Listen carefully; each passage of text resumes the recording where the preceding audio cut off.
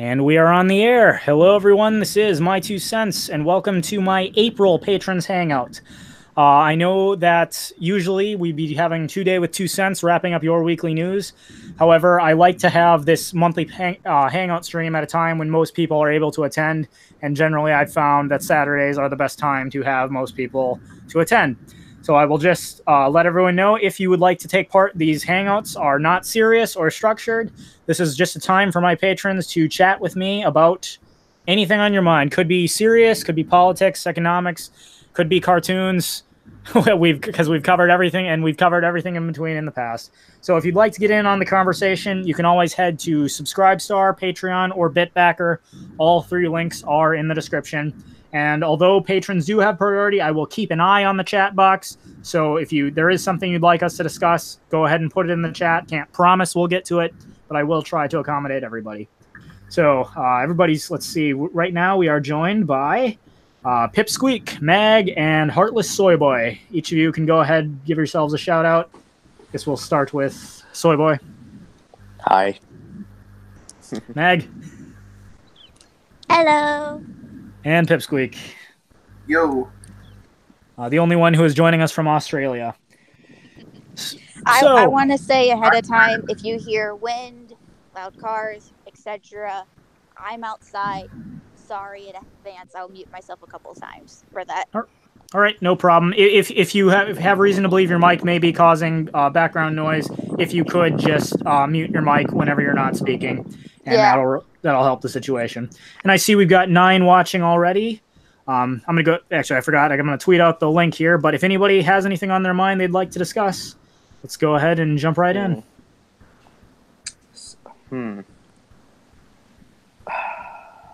Well, How actually, would you guys it's Thomas. Oh, go ahead. It's Thomas Jefferson's birthday. I almost forgot. Yeah. All right. Well, happy birthday to President Jefferson.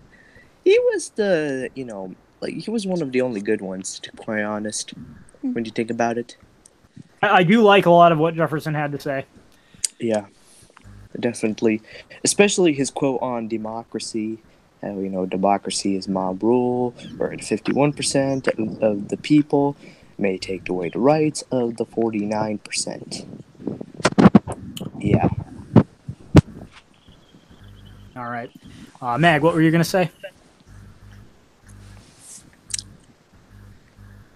Hello? Or did you? No, no, it was nothing really important. Okay, no problem. Like I said, this is for you guys, so it doesn't matter if it was important or not. Well, how would you guys, if you guys were in a ceremony for something? I just came out of a very army ceremony, and oh my god, it was so patriotism, and I just stood silent. How would you guys react if you were in that ceremony? Okay, hang on a second. You said you were at a military ceremony, and if I understand right, your father is in the army, correct? Yeah. Okay, and you said how would you react? How would I react in such a ceremony? Yeah. Well, I cringed, but I just stood silent because it wasn't my place. Okay, well, I'm going to say this. ANCAP's libertarians are sometimes known for being really harsh on police and military, and I don't think the criticisms are misplaced. However, I'd like to point out, I know for a fact many people who join the military do so out of a genuine desire to protect and serve, or become police officers do so out of a genuine desire to protect and serve. Does that mean there aren't problems with government, or does it mean that the military or the police aren't misused? No, they absolutely are. Nonetheless, I do have a great deal of respect for people who are willing to put their lives on the line to protect others.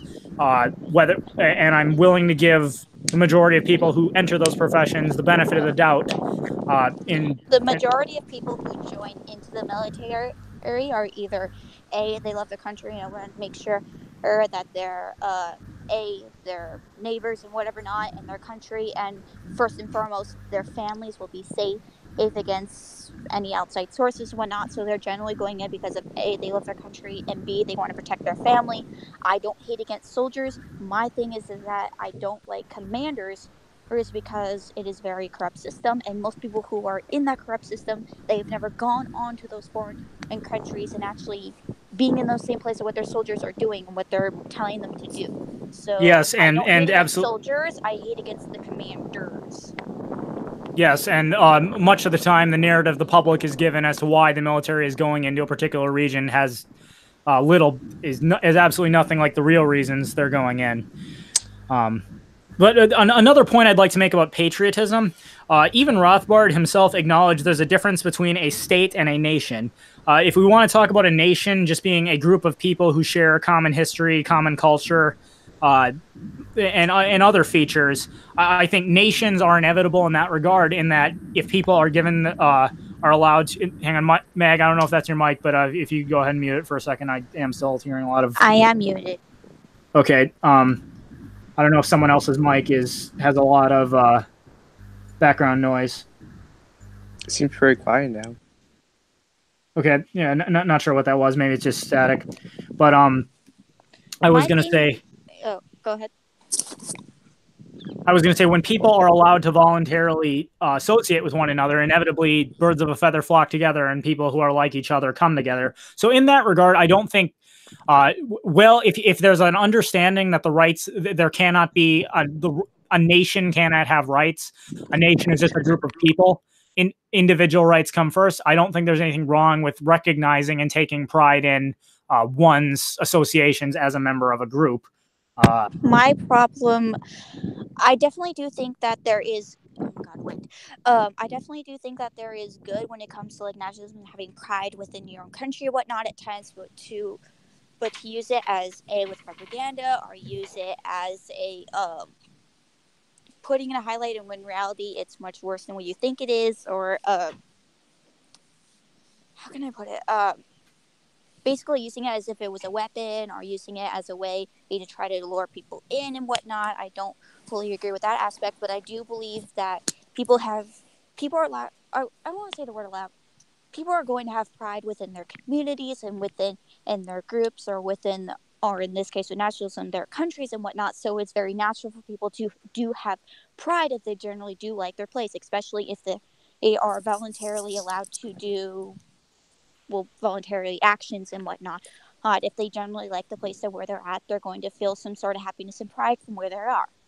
My problem lies to where when people use it as I said, either a weapon, or they try to glorify it in some way when it really actually isn't. And yeah. Does that make sense? Mm-hmm. Yep, I agree. Pipsqueak, Soyboy, you have anything to add? Is there a difference between patriotism and nationalism? Because I think like with people who the people who call themselves like nationalists, most of them like confuse it with patriotism. Like, is there a difference, or no?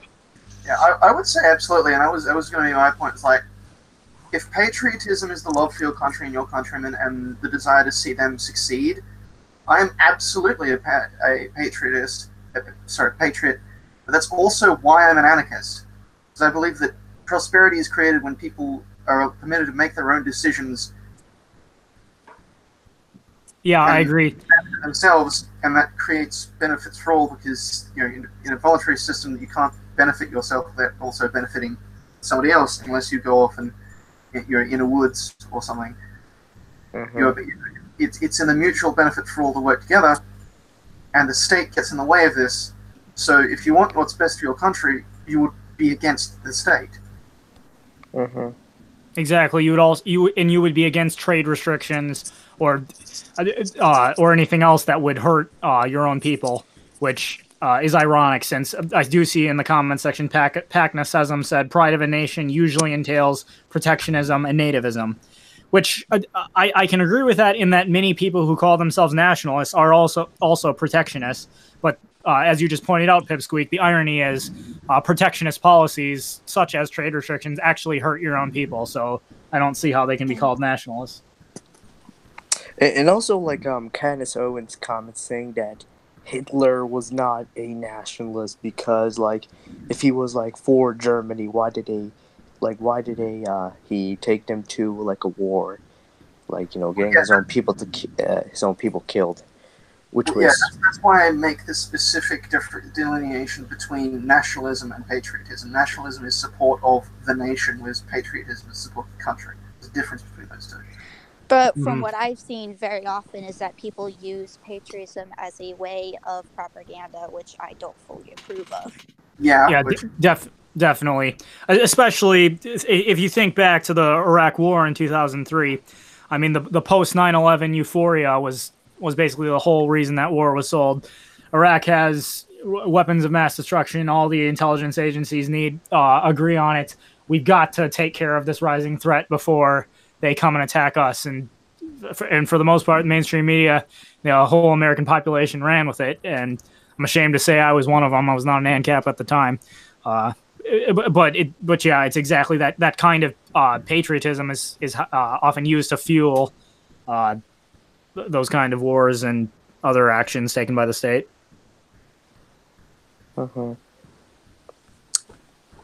Yeah, definitely. That's all I could think of as a topic as of right now because of where I'm at. Okay, no problem. There is, well, this is like today.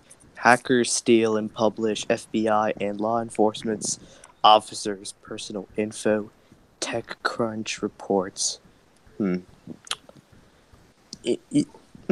question I do have. Is it right to kill a cop? Because the cops violate the NAP all the time. Is it right? Because if a cop is like on your property, like he's violating your property rights, is it right to kill them? I wouldn't use the words kill because even with the NAP, you use as much force as they are doing to you. If they are personally attacking you, yes, you have the right to defend yourself, even if that means you accidentally kill them within the process. But if they are, if it's more of a calmer situation, then I would say no, killing is way too much force. I wouldn't Does anyone else have a thought on that?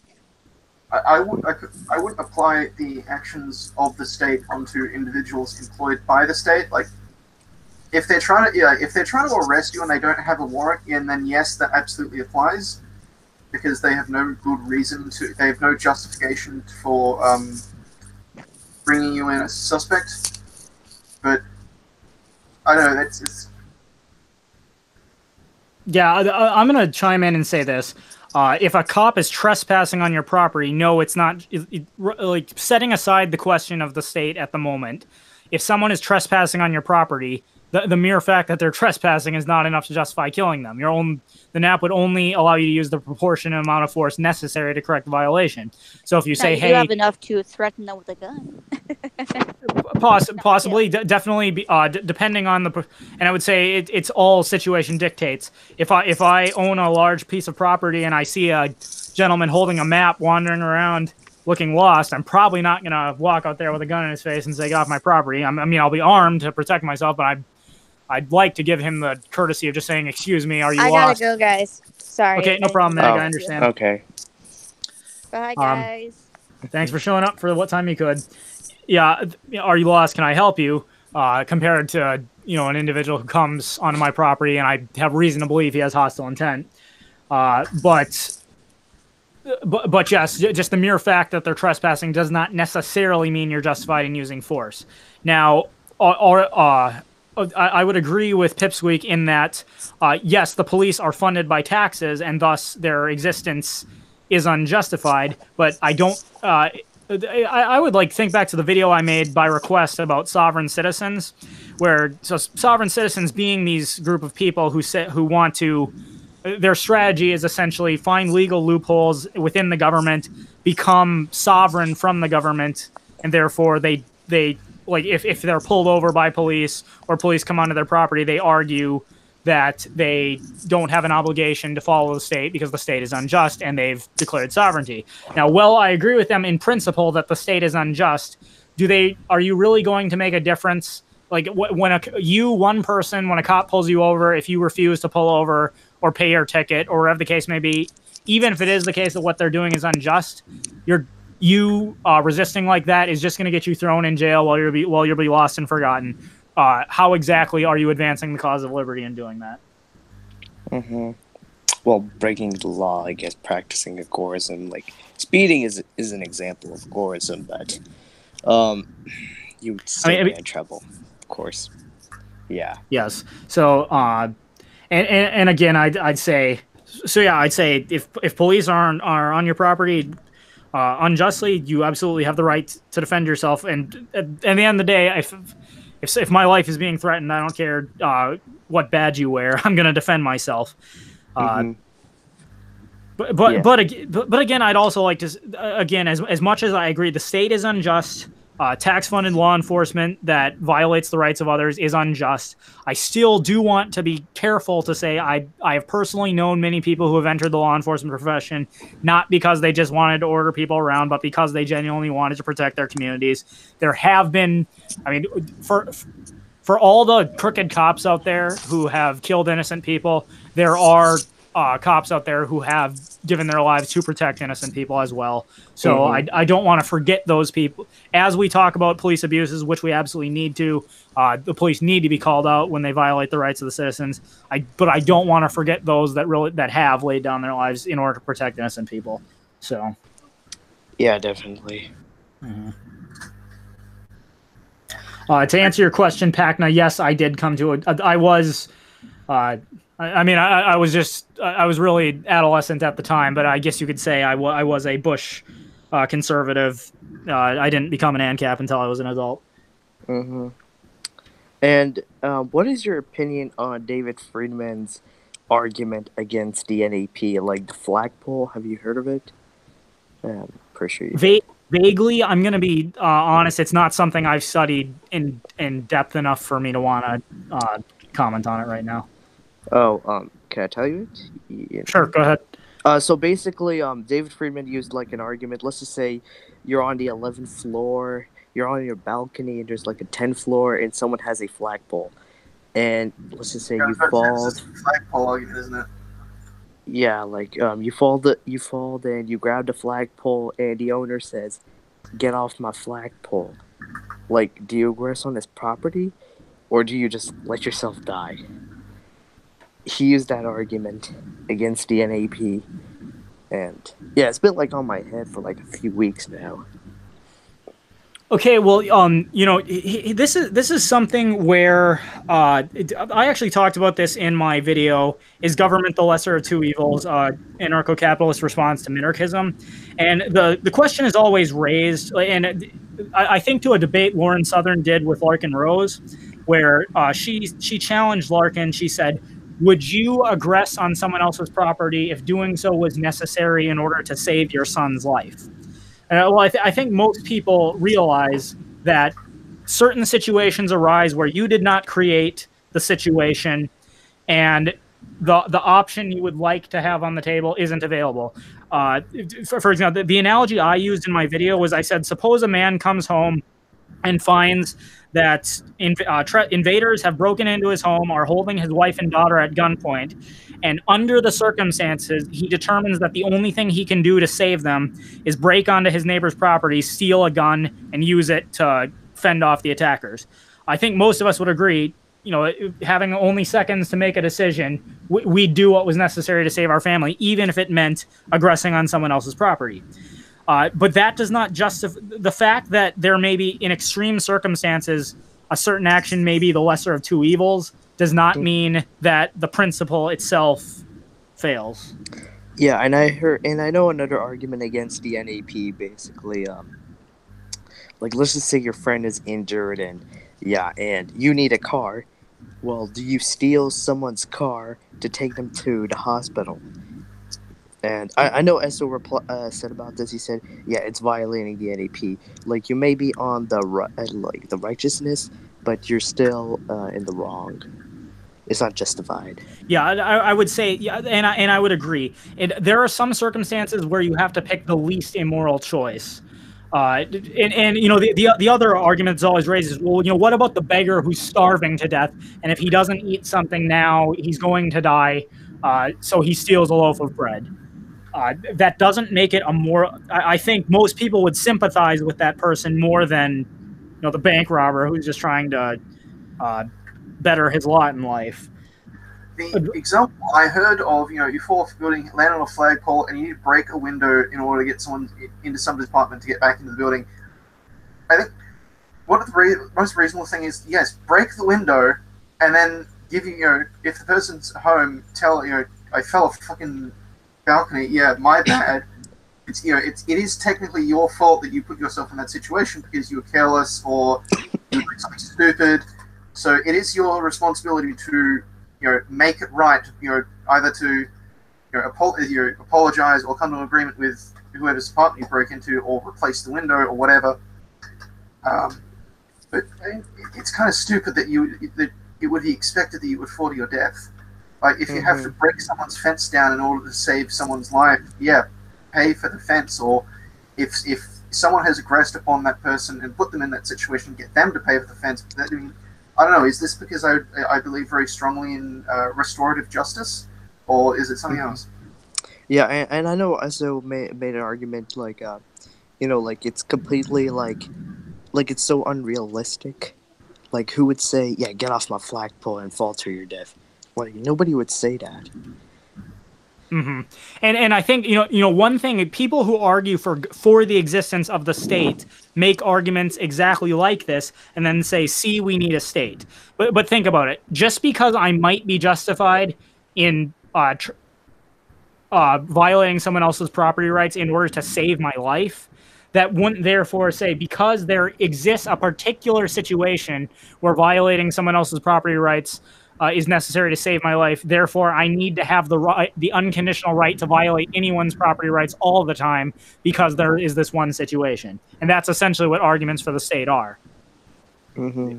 Because there might be specific extenuating circumstances where initiating force is the lesser of two evils, therefore we must give a group of people the unconditional right to violate people's property rights all the time, even if it has nothing to do with these specific situations.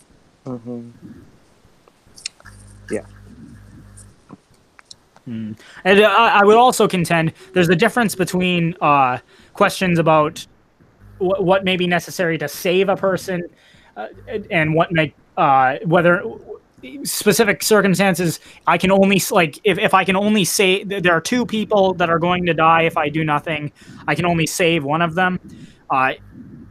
Questions about who we're going to save are not the same as questions of who we are going to deliberately kill. Yeah, I mean, that just gets into the trolley problem. Exactly. So, yeah, I would say I will do some more reading about that. Like I said, the flagpole analogy, I've never personally read that one before, but that would be my initial response. Mm-hmm.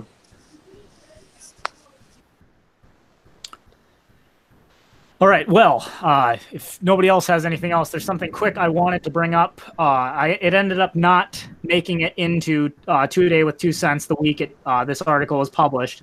But because it wasn't really national news or anything that was really making the rounds. But one of my favorite bloggers, who goes by the name Wintry Knight, on February 23rd, 2019, published an article. He was commenting on an article that was published in UK Daily Mail, in which a divorced mother of three sued a dating agency after it failed to find her a rich boyfriend, and her money was refunded, as well as she was given money to deal with her emotional damages. But essentially, a 43-year-old woman with 3 children who was unmarried paid a dating agency. She said she wanted a husband, specifically a wealthy husband with a affluent lifestyle, preferably one who owns multiple properties. And after the dating agency was unable to find her such a husband, she sued them, got her money refunded, and was awarded money for emotional damages. Woman by the name of Teresa Berkey. That's good. Here, I will go ahead and post the article link in the chat here for anybody who wants to take a look at that. But I couldn't help but wonder.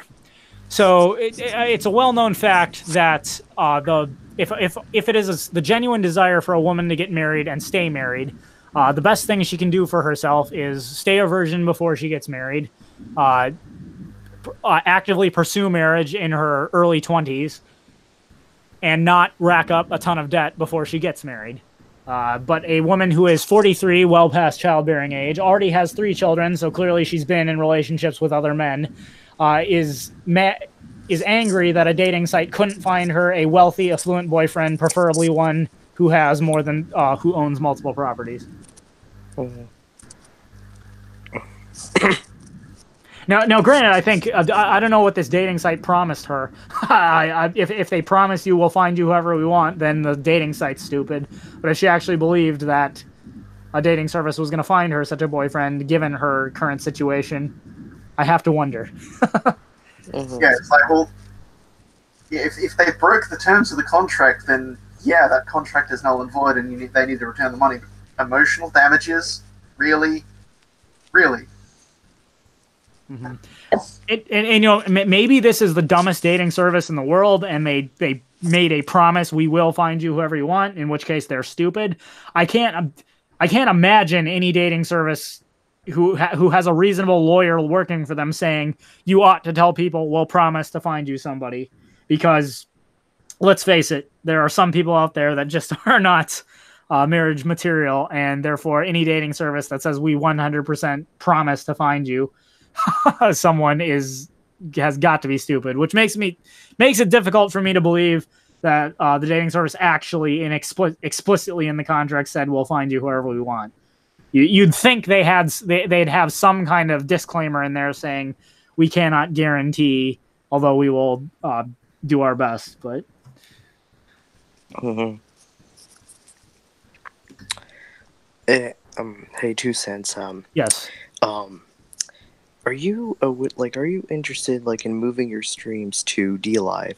It's a decentralized site. Like, basically, it uses the blockchain, and you live stream over there. And I know PewDiePie has moved over there, and Filthy Heretic.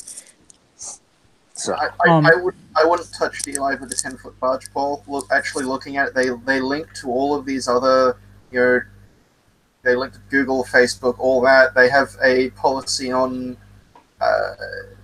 copyright content, which I didn't. If it is actually decentralized on the blockchain, that's unenforceable.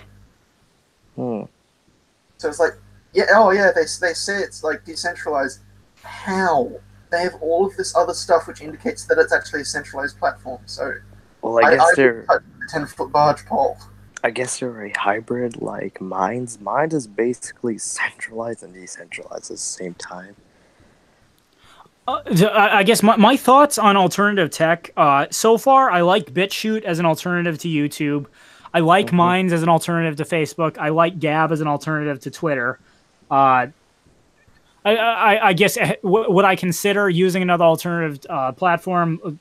I have not researched DLive. I know nothing about it, so I can't comment right now whether or not that's something I'd want to use. After what Pipsqueak said, I'd like to look into it more. I guess what I've found is trying to get my content up on multiple platforms is exhausting. There was a period of time where I was trying to, basically every video I put out, I had upload it to YouTube, which automatically puts it on BitChute, but then I had to upload it to Dailymotion. I tried having a Facebook, well, I still have a Facebook page where I was uploading my videos as well. There was another blog site called, I can't even remember the name of it, but Black Pigeon Speaks promoted it, and that's how I learned about it. And give me just a second.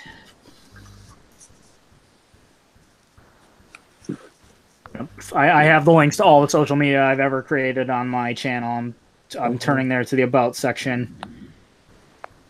So right now I have, as far as the number of social media accounts I've created, I have my blog, my own website, my2centsvideos.com, Twitter, Facebook, Instagram, Patreon, Gab, Minds, Teespring, BitChute, Dailymotion, BitTube, LinkU, that's the one I was thinking of, and then Subscribestar.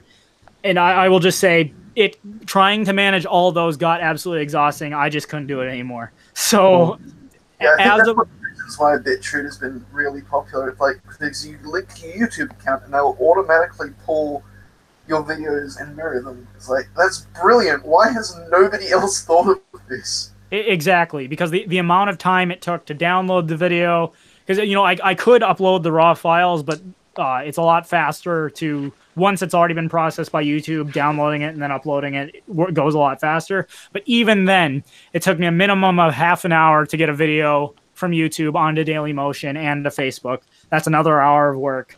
another hour I could be spending getting other stuff done that I need to get done. So I've over the past week, I've tried to start putting some more of my content on Dailymotion and Facebook and getting more of my thumbnails on my Instagram account. But basically what I found is the majority of my my base is here on YouTube and on Twitter. I do encourage everyone, subscribe to me on BitChutes, follow me on Gab. If I am ever censored, those are the places I'm going to pick up. But as far as getting all these other social media, until such time as I can afford to do this full time, I just don't have the time to constantly be working on other social media. I see Pacna Sesam ask the question, thoughts on borders while the state still exists. I would refer you to my video, Open Borders, Market Borders, and Border Security.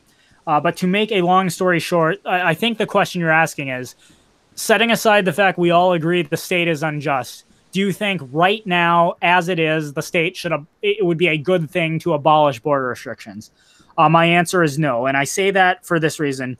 Okay, we agree taxation and it is unjust, and border restrictions are unjust. But since they're both unjust, if we ask the question, since both these actions... I'm sorry, who was that? Sorry, that was me. Okay, no problem. Since both those things are unjust, if assuming we can only put a stop to one, which should we put a stop to first? Well, I'd say first you need to eliminate the voting process, and you need to eliminate the welfare system before you eliminate border restrictions. Even though they're all of them are unjust, if you can only eliminate one, you gotta eliminate welfare and you gotta eliminate voting before you eliminate the border. Because if you maintain the voting system and the welfare state while you eliminate the border, that is a huge incentive for well, we already see it happening, but that's the huge incentive for hundreds of thousands of migrants to pour into your shores, over your borders, to head to the voting booth and vote for politicians who've promised to increase the size of the welfare state, which some accelerationists see as a good thing. It'll collapse the state faster. But as we talked about in my stream with Night Shift, Filthy, and Esso, simply collapsing the state is not a good thing in and of itself, because if collapsed in the wrong way, it could potentially lead to communism. And such accelerated collapse brought on by mass immigration and a failure of the welfare system, in my opinion, would be more likely to give rise to a dictator and communism than it would in anarcho-capitalist society. Yeah, this is something like David Friedman mentioned. Like, yeah, he advocates for open borders, but like, however, like in places like Europe, like they give welfare benefits to migrants, so that's like his argument against open borders. So, yeah. Mm-hmm. Pipsqueak, you have anything to add? Sorry, I got interrupted. Oh, no problem. I understand. You were mentioning something about accelerationism? I guess summing up my viewpoint on borders, I was saying, yes, border restrictions are unjust, but looking at it from a pragmatic angle, okay, electing politicians who have the right to initiate force is unjust. Stealing other people's money and redistributing it through a welfare system is unjust. Restricting free movement through border controls is unjust. But since all those things are unjust, assuming we can only put an end to one of them at a time, which should be put an end to first? And I would argue that, pragmatically speaking, you've got to eliminate voting and welfare before you eliminate border restrictions, because mass immigration brought on by promise of welfare, if you come over here and vote for politicians who bring more welfare, would collapse the state. And then that's where I talked about accelerationism. And my point is, some libertarians claim, particularly those of the accelerationist variety, say, yeah, let's get rid of border patrols, bring them over. And this is the argument Larkin Rose made in his debate with Lauren Southern. And I do respect Larkin Rose, but I disagree with him on this point. He said, if we if migrants come in and flood the welfare system, it'll collapse the state faster. Well, in my opinion, yes, it'll collapse the states, but I think it will do so under such conditions that it will be easier to give rise to a dictator and communism following the collapse of the state than it will be the rise of an ANCAP society. Mm-hmm, yeah, I would definitely agree with you. Acceleration is quite a bad idea. But I have heard collapsitarianism, which is basically the state is going to collapse anyway, so you need to prepare for it, which is a good idea. And then agorism is basically both at the same time. You're creating an alternate system which is going to collapse the state because it's robbing it of resources, but at the same time you're also creating an alternative. And if you already have that alternative in place, you're going to have a much, much better chance of actually getting what you want. And another thing about agorism is basically it can change people's minds. Like let's just say, okay, do I want to start a business in the fiat economy or the counter economy? Well, definitely the counter economy, because it's, it's more efficient, more reliable than the fiat economy, like more than the state offers. So like they'll see that as, yeah, like the fiat economy is like the government is completely useless. We don't need it. Yeah, like agorism can change people's minds. Like, yeah, we don't need government. Mm-hmm. And when people see that they don't need government, that as the state's crumbling, I think, and there won't be a forceful transition to an ANCAP society. Such a thing would be an oxymoron. It's just more or less it'll get to a point where government employees start to go home when they're not getting paid, and the state kind of just withers away. Whereas I would say a good example of why accelerationism isn't a good idea, I point to post-World War I Germany, the Weimar Republic. Now, in that case, the state collapsed as a result of the hyperinflation that collapsed their economy, but it also created a great deal of uncertainty, a scared population that had lost faith in its government, but also did not necessarily value freedom, did not have that counter economy. Well, Adolf Hitler stands up and says, "Look, your government failed you. Let me be your savior. I can fix the problem." And people are more than willing to go along with him because they're so afraid, and anything looks better by comparison. Now, is the situation more complicated than that? Yes, but I would say that the fact that Hitler rose to power after the collapse of the Weimar Republic shows that simply collapsing the government in and of itself is not going to bring about an ANCAP society. Mm-hmm.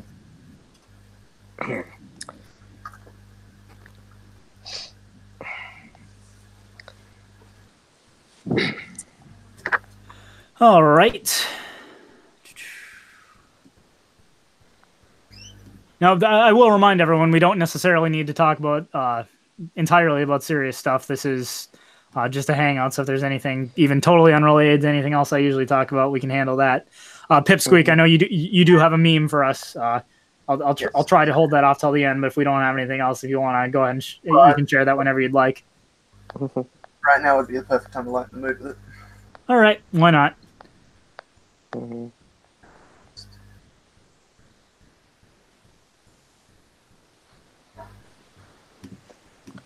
All right, Pipsqueak is going to screen share. I'll click on him here so make sure his meme stays up.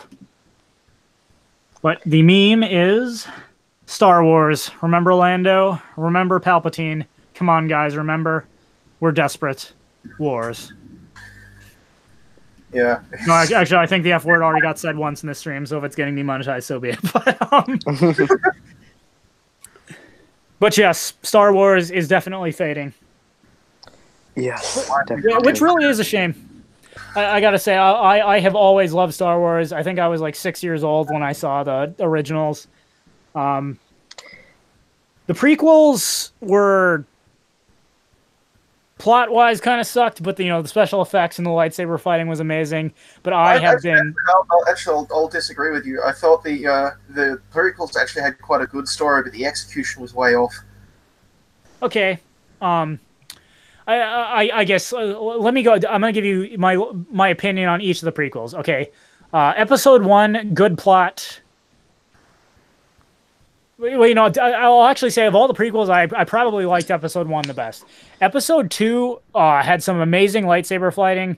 The plot with Sidious and what's his name, Count Dooku, and all that was all right, but the love story between Anakin and Padme was so utterly corny that movie was just wrecked.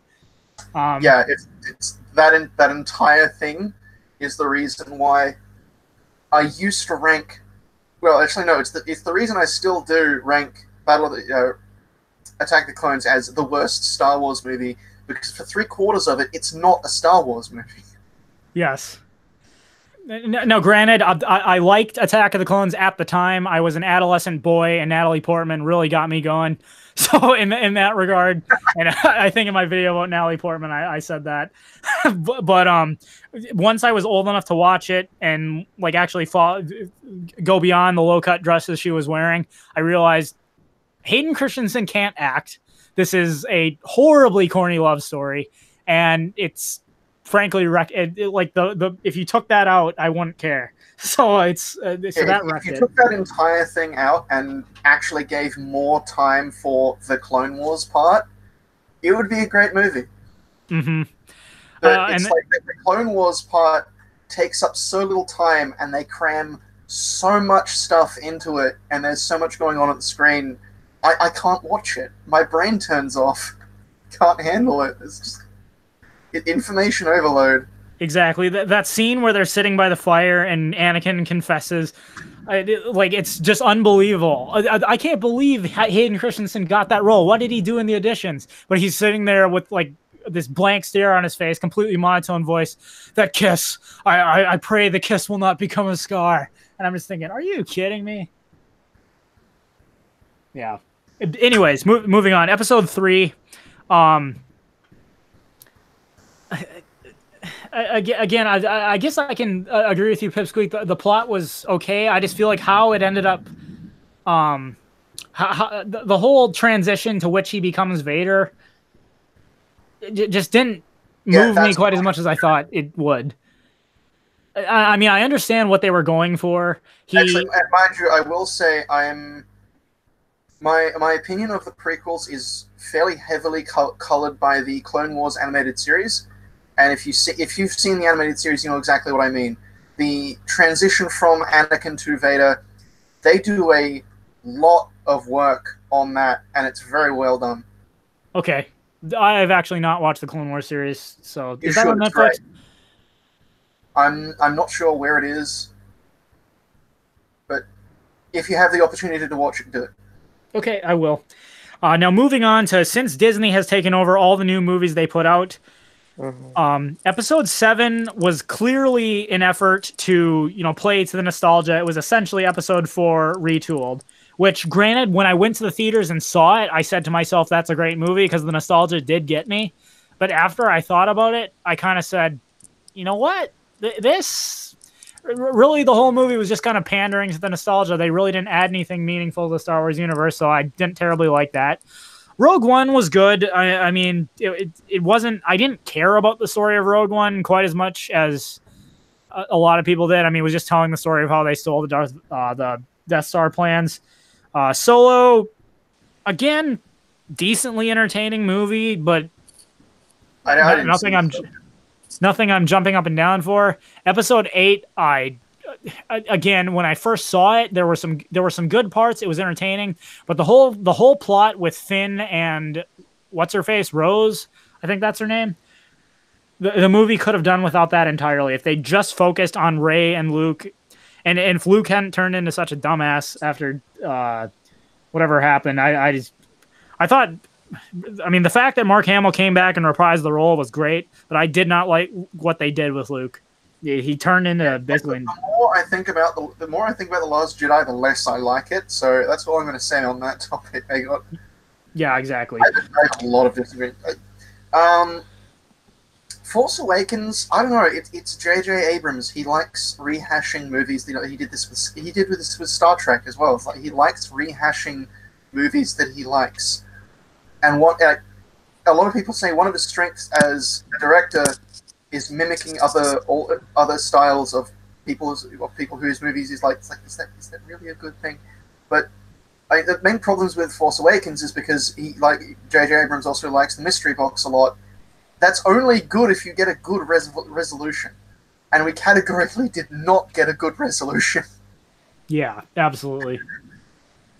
Rian Johnson just took everything JJ, and I can have a bit of a pity for the man, because it's like Rian Johnson just basically took everything J.J. Abrams had set up, and all of the fan theories as well, and threw them in the garbage bin, and did it in such a way as to insult almost everyone involved. Yeah. I don't no, and the other thing I don't particularly like about the new ones. Okay, I get Harrison Ford, Carrie Fisher, Mark Hamill. You know, obviously Carrie Fisher is tragically no longer alive, but I can understand Harrison Ford saying, "Look, I'm old. I can't do this anymore." Same thing with Mark Hamill. But did they really have to? Harrison Ford wanted Han Solo to die in Empire Strikes Back. Yeah, I just don't like the fact they killed them all off so fast. I mean, couldn't they just like say those characters retired and then we're moving on to a new Star Wars generation? Or at least have them go out in a way that was satisfying. Have them do something first. Not, exactly. like, they do almost nothing. Mm-hmm. Another thing, The Last Jedi, that I thought was utterly disappointing. The fact that they killed off Snoke. Snoke was supposed to be... Okay, so Supreme Leader Snoke, who already was kind of weird as far... obviously just kind of trying to bring back the Emperor, but they told us nothing about where he came from or how the First Order managed to get so powerful even after the Empire was already destroyed. But Supreme Leader Snoke gets killed so easily, and then we don't learn anything about where he came from or what the deal is. And now Kylo Ren's running the First Order. Like, seriously?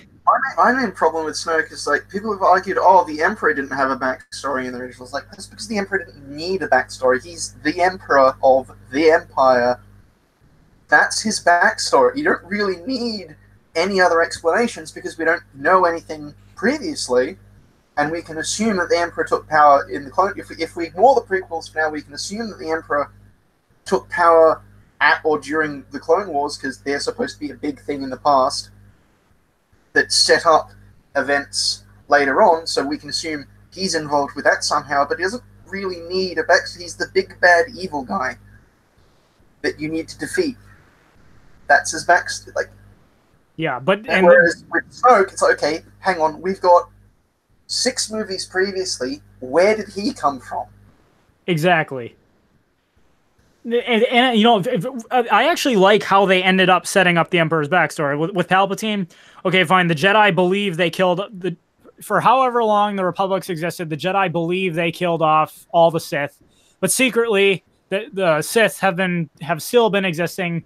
Palpatine was trained by some other Sith, which we don't necessarily need to find out who it was. I always felt like Episode 3 I don't know if they ever formally answered this question, but when Palpatine gives the lecture to Anakin about Darth Plagueis, I think he's implying that he was the apprentice who killed Darth Plagueis. That is actually confirmed in other source material.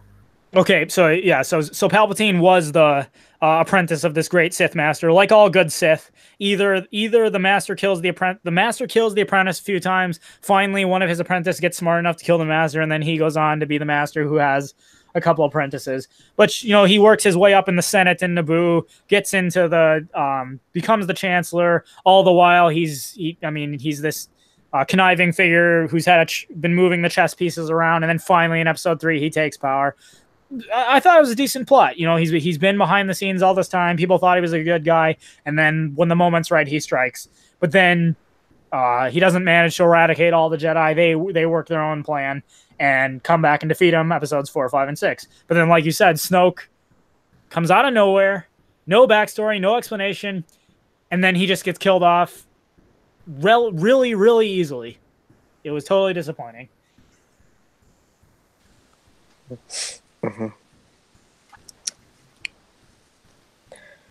All right, well, we are getting close to the end of the hour here. I wish night shift can join. Yeah, same. Yeah. But I understand not everybody can make it all the time. So yeah. Let's see, looking through the comment section.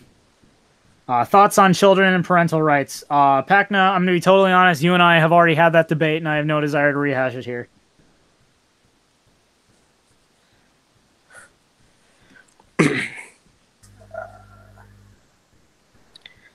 You know, I see David R. This has already gone off screen, but David R. said Lucas can't do love stories. You got that right. Uh-huh.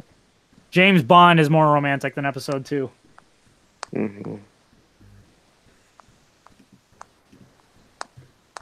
Which, incidentally, there has not been a new Bond film in a while, which is kind of disappointing. Mm. Okay, I don't know how you guys feel about James Bond. I've always been a fan of those films. I mean, there are fun action gadget films. Yeah, and you know what I'd say about James, like the reason I love James Bond is not because it's realistic. It's not. It's the. I mean, exactly. It's campy action entertainment. You know, but it's not trying to be real. Like, there are a lot of action movies these days that, you know, try to make it super realistic. Some do it well, like say the Bourne trilogy. Others do it not so well. But what made the 007 films great is the fact that people understand there is nobody who's this awesome. You know, gets every girl, has all these amazing gadgets, always saves the day. It's just so unbelievable and has the perfect one-liner for everything. It's totally unbelievable, but it's entertaining because you realize how campy it is. Sean Connery set the mood for that. But go ahead.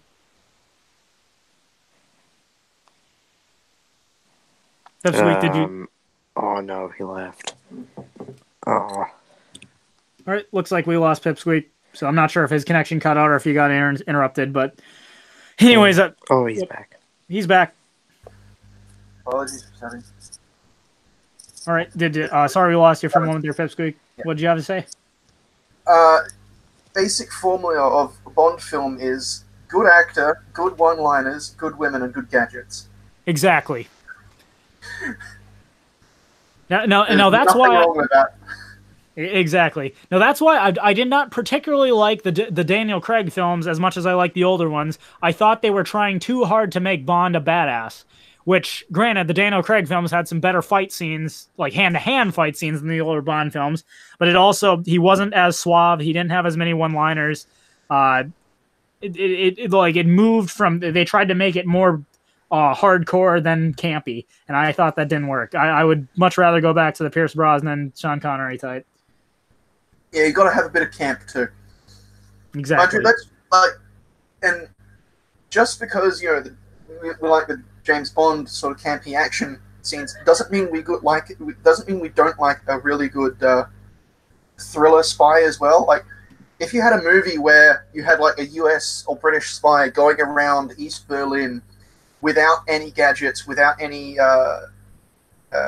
guns or anything like that, going around in an old Lada, doing, keeping away from the Stasi, keeping away from the KGB, trading favors in shady alleyways, that would make an equally good movie. If you played it like completely straight and did the whole thing of, because in real life, US and KGB spies very, very rarely actually went after each other. It was like a gentleman's agreement that, like, we don't go after each other because as soon as that starts, it's never going to stop, and neither of us wants to get shot in the ass or stabbed in the back or whatever. Oh, so cool. you can make a really good spy thriller movie with the tension of if he's actually caught, and then he does all of these he does all of these manipulative, conniving things that he's master manipulator things to avoid getting caught and actually getting his job done. That would make a really good movie as well. Oh, I can't say I disagree. Winks the Biker, thanks for joining us. Yes, we got here just in time for the end. Okay, yeah, we're close to the end. I can let it go over a little bit if we have to. Was there something in particular you wanted to discuss? No, not really. Okay. Well, glad to have you, man. Really appreciate your support. You know what I was wondering?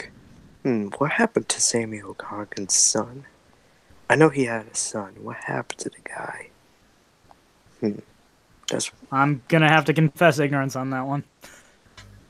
Yeah, because he was, I know he had a marriage, like, in 1990, like, it soon ended afterwards, really fast. He had a son named Samuel Evans Conkin. I wonder what happened to him. And who knows, maybe we can contact him and have him on Nate's stream. Who knows? Okay, well, I gotta say, Nate's stream got me thinking. I've not really taken it upon myself to contact bigger names to bring on my channel, because my thought initially is, why would they waste their time with smaller channel? But after David Friedman agreed to come on, I've started thinking, well, what do you know? Maybe it's worth reaching out to some of these larger folks and seeing if they'd be willing to come on. Well, I mean, I did get in contact with, I'm just gonna say, Block. You know what I'm talking about. On Agorist Watch, I'm pretty sure you saw the economist I contacted with. Oh, yes, I did see the letter. Yeah. Posted. I'm just quick to say, Litigious Society said, I love Bourne movies, but those are more like counterterrorism, anti-government corruption, such as Enemy of the State. I gotta say, when it comes to realistic-looking martial arts fight scenes, the Bourne movies win it hands down. A lot of the Bourne movies are really good chase movies. Mm-hmm. And then also, Enemy of State, that's the one with, Litigious, if you're still watching, Enemy of State, that's the one with Will Smith, right?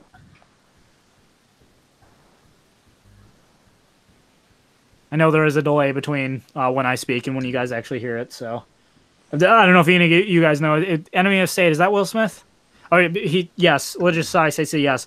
So, Enemy of State, that's one where Will Smith, some kind of lawyer, and the NSA is after him.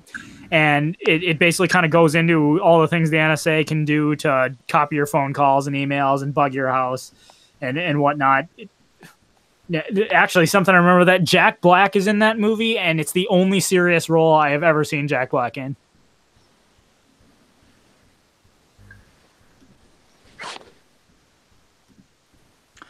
All right. Well, on that note, we're about reaching the end of the hour. So if anybody else got anything, or if you just want to give yourselves a shout out, please do.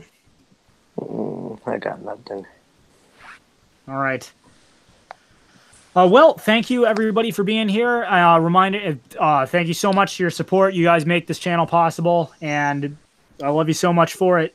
For everybody else watching, if you're interested in getting in on one of these, only takes $1 a month.